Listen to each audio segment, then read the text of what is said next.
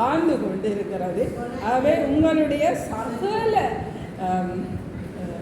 இங்கு வந்து நீங்கள் பெறுகிற அனுபவங்கள் நல்லவையாக அமைய வேண்டும். இங்கு போர் நடந்தது தான், ரத்தம் சிந்தியது தான். ஆனால் என்ன நடந்தாலும் மொழி வாழ்ந்து கொண்டிருக்கிறது. வித்தகர் விபுலானந்தரை பெற்ற நிலம் இது, அவர் வாழ்ந்த நிலம். அவர் இன்னுமே இங்குள்ள ஒரு பாடசாலை, சிவானந்த வித்யாலயம் என்ற பாடசாலைக்கு பக்கத்திலே அவருடைய உடல் உள்ள இடம் இருக்கிறது. ஒரு நினைவு மண்டபமாக இருக்கிறது. அது ஒரு புனித பிரதேசமாக இருக்கிறது. ஆகவே அவர் மறைந்து விடவில்லை, வாழ்ந்து கொண்டிருக்கிறார். அவருடைய நூல்களும் அவர் தந்தவையும் எங்களோடு வாழ்ந்து கொண்டிருக்கிறதால் இங்கு தமிழ் வாழ்கிறது. நீங்கள் எங்களுடைய கருத்துக்கு இந்த பிரதேசம் சார்ந்த விருத்தி என்ற வகையிலே என்னுடைய மனமார்ந்த நன்றி.